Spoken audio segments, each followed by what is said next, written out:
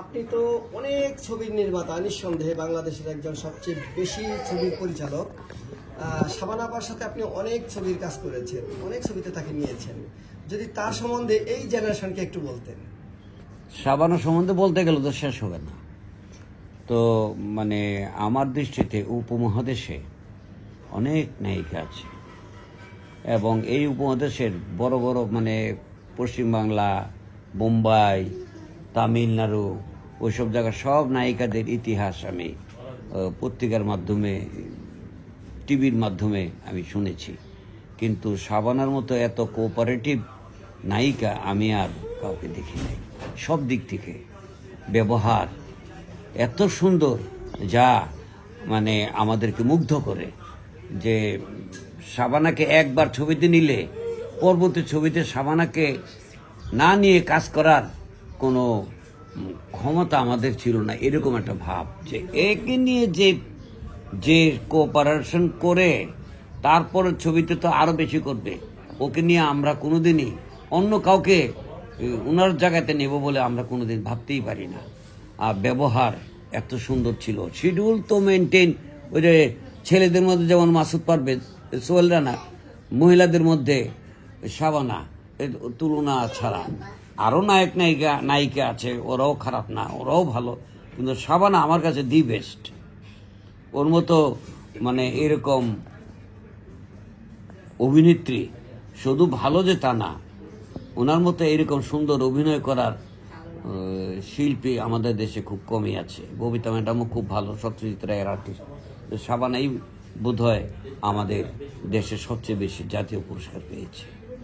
জাতীয় পুরস্কারটি তো মানুষের সবচেয়ে বড় স্বীকৃতি, ওটা তো মানতে হবে। শাবানা আপা কি খেতে বেশি পছন্দ করতেন? শাবানা পছন্দ করতেন গরুর মাংস।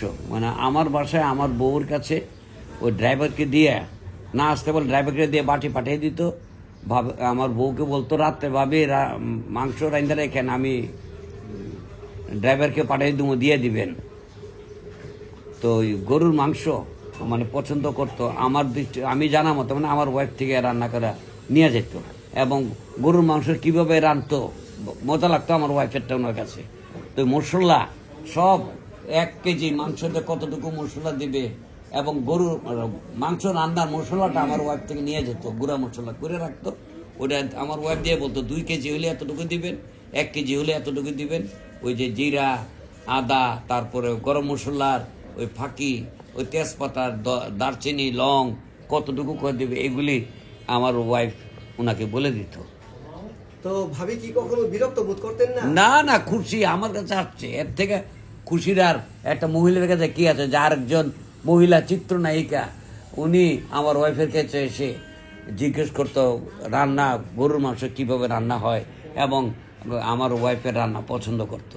এটা আমার বউ বিরক্ত হবে কেন? ওই ভাগ্যবান মনে করতো যে আমার কাছে আসে। শাবানা তো বিরাট ব্যাপার, ও তো বউ ঘরের। শাবানা হচ্ছে গিয়া পুরো বাংলাদেশের নায়িকা। খুব ভালো লাগতো আমার ওয়াইফের কাছে। শাবানা আপা কি কখনো শিডিউল ফাঁসাতেন বা মিস করতেন, এরকম কোনো ইতিহাস জানা আছে? না, ওনাকে নিয়ে তো আমি প্রায় 30-40টা ছবি করেছি।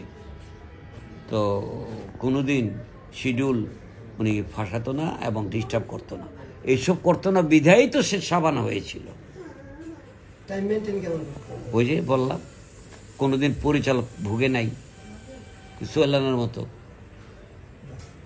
তাহলে অবশেষে এই জেনারেশনকে শাবানা আপা সম্বন্ধে কি বলবেন, উপদেশটা? এই জেনারেশনটার শাবানার তো ইতিহাস বলা ছাড়া আর কিছু নাই। আমাদের এখন তো আর শাবানার ছবি, ওরা নতুন ছবি পাবে না।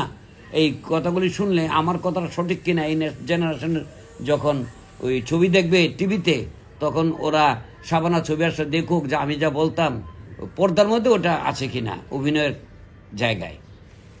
যাক, আপনার বাসায় এসে আজকে অনেক তথ্য জানলাম। আপনাকে অনেক অনেক ধন্যবাদ। তোমাকেও ধন্যবাদ।